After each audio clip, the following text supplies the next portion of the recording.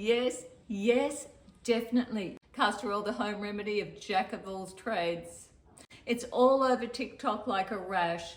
The videos are all over social media about the wonders, the incredible wonders of castor oil. I watched a couple of really interesting Charlene Johnson videos, and Charlene Johnson called it the proof of God. There are so many claims for the wonders of castor oil. There's castor oil for your skin. Well, it evens out your skin, it moisturizes your skin, it diminishes wrinkles, it prevents wrinkles. It can remove the brown spots, the age spots. I've heard it remove cysts, warts, any kind of blemishes, really acne. It's good for acne. And there's eyelash growth, there's eyebrow growth, there's hair growth, and putting it in your belly button to relieve pain, to relieve discomfort. Using it for your eyes, it can be a remedy for dry eyes, for blepharitis, and I've even heard to remove cataracts. That's a big claim. And also for arthritis, rheumatoid and osteoarthritis. It's being used for that as well. And I must not forget stretch marks. It can diminish stretch marks as well. And I'm sure there's lots of other claims that I haven't read or heard about. How can I forget this one? Castor oil used in packs for liver detoxifying. I myself many years ago used to use castor oil packs because I read Edgar Cayce's books. I used to download his transcripts from the internet as well. So I was really into Edgar Cayce, and I'm going back quite some time now. At the time, I personally didn't find any benefits from using the castor oil packs, but boy, my sheets were a mess. Castor oil is pretty amazing stuff. It's anti-inflammatory, it's antibacterial, it's antifungal, it's full of antioxidants, including vitamin E, and we all know vitamin E is really great for our skin. It's fatty acid rich, it's got lots of great fatty acids in it, and it's anti-inflammatory. At this stage, we don't have any randomized controlled studies for castor oil on your skin. There might be some other small trials for other conditions. I wasn't able to find them on the internet. I'm going to leave some links down below of a couple of doctors I listened to, and they're the experts, not me. All of the feedback that we're receiving at the moment is anecdotal, but that does not mean that there's not something in this. That does not mean it doesn't work. But do keep in mind, particularly on TikTok, if you're going to mention castor oil as if you were a dermatologist, or a dermatologist was to mention it on TikTok, I don't think they would sound too controversial. I think they would be a lot more conservative in the statements and claims that they are making. But of course, without all the excitement, that might not create a lot of views or a great deal of views. It's a little bit like the tabloids. We all know that they use sensationalistic approaches. Now, I am not saying by any means that the videos made about castor oil here on YouTube or anywhere else are simply sensationalistic. Absolutely not. I have read some remarkable anecdotal reports. Because I'm not unfamiliar with using castor oil, but in the past I'd only used castor oil for its healing properties. So this time I thought I'd give it a 30-day trial, and I'm going to go a lot longer, of course, but so far I'm 30 days in, and where have I been using it? Well, I've been using it on my face, a little bit on my décolletage, all over my hands, and a little bit on my knees for osteoarthritis. One place I am not using it is anywhere on my eyes. I've not put it on my eyelashes, and I've not put it on my eyelids. I've certainly not put it inside my eyes. I was curious to see for myself if there's anything in these claims. I wanted to see if my skin could look more smoother, more even, more moisturized, and at the very best, I'd love to see a wrinkle or two disappear. So how am I going so far? I do feel like the skin on my face is getting better moisture. I know it's more moisturized, and I think it's plumped up just a little bit more. I can't say I've seen any wrinkles vanish, but my skin does look smoother.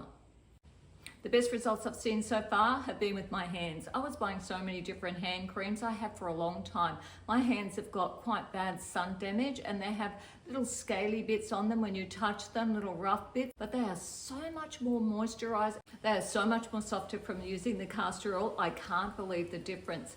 I still have some of those rough, dry little skin patches on them, but they don't seem as dry and as rough as they once were. I can't believe the difference in my hands, and they also seem like they're plumped up a little bit. I'm really thrilled with that. I'm going to stop buying all those different hand creams. If you like this type of content, please subscribe. I was in the fashion industry for over 35 years. I have a passion for fashion, and I want to share that with you. And please give me a like. It is so appreciated. As for the brown spots, now I do have a few little small ones up around here on my forehead. They're quite small, but there was a cluster of them and they have faded just a little bit. Not a lot, just a little bit. I do have other brown spots that I've been putting the castor oil on, hitting it quite heavy, a little bit here on my décolletage. It hasn't worked on them at all. And I have one here on my wrist. It's quite a big one. Once again, it hasn't made any effect here at all on this one, but I'm going to keep going with it because possibly it will help them fade. Over the years, I've used a variety of products for sunspots. I really dislike them. I think most of us dislike them. One product I've used a lot is the John Plunkett Super Fade. I'm sure many of us have heard of John Plunkett products and probably even use Super Fade yourself. You can buy this over the counter, and from what I understand, it is the strongest over-the-counter product, anti-fading cream that you can buy. And the products that are in there that are used for fading are the hydroquinone. This has 20 milligrams of hydroquinone, and it also has some salicylic acid.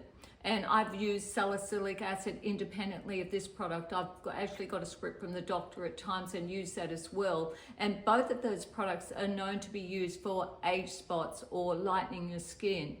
And last winter I tried a couple of home chemical peels. The brand is called Platinum. I buy this online and they have a variety of products. I think they're a great company. The home chemical peels did work. They sting like crazy, but it did work. But the problem was it didn't last.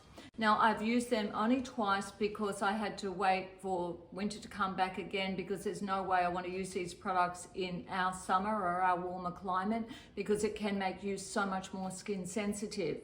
It did work, but it didn't last. Most of the spots came back in pretty short amount of time actually, except a couple on the side of my face are still lighter from when I used it, but only a fraction lighter. Using castor oil with bicarb soda as a paste is not something that is new to me. Many years ago, I tried this and I used it on my son. He had some warts on his hands and believe it or not, it did remove those warts. Totally, completely got rid of the warts. He was going to go to the doctor and have them removed and he didn't have to. So this time around, I thought I'd try the castor oil with the bicarb soda, making the paste of it again. I have a dry, scratchy, it's a rather large section here up near my wrist. I showed this to the dermatologist and she gave me this cream to use. This is APOC cream and it's commonly used for basal cell carcinomas because sometimes you can get rid of them by using this APOC cream.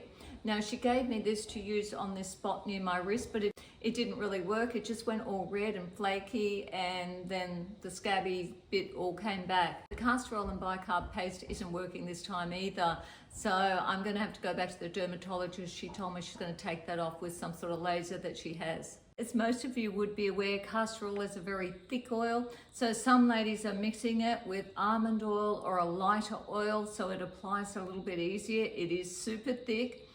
Another thing that you can do is you can wear your vitamin C creams or your hyaluronic acid creams underneath the castor oil and put that over the top. And I think that that could be a fantastic combination for skincare. Keep a bit of an open mind because you can have an allergy to castor oil, although it's usually reasonably safe, but you can have allergies to anything. I don't do very well with aloe vera creams or gels. I know a lot of women are putting it on their eyelashes and their eyelids and some in their eyes. Just about most ophthalmologists will tell you, do not put castor oil in your eyes. It is not sterile for a start. And the claims where I've heard it can remove cataracts, apparently it's not possible because cataracts don't work that way because castor oil cannot penetrate that deeply. If you want to go and put it in your eyes, whether it be dry eyes, by all means, it's your body, your choice. Go ahead and use it, but I would do a little bit of research before I did that. I will not be putting it in my eyes. Now, I have read that it could help blepharitis, which I've had once before, or it could actually bring on blepharitis, which makes sense to me. Apparently, you can buy eye drops that have just a very small amount, a smidgen of castor oil in them, and I think that might be a safer way to go, but each to their own. I'm an extremely cautious woman when it comes to my eyes.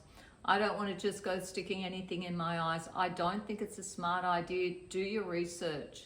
I'm going to leave a link of a short here in my description box down below, a short of a young lady that was using it on her eyelids, and she'll explain to you what happened to her. And it really wasn't good, and it took a whole year, she said, for it to fix up. I can't reiterate enough, use it cautiously around your eyes.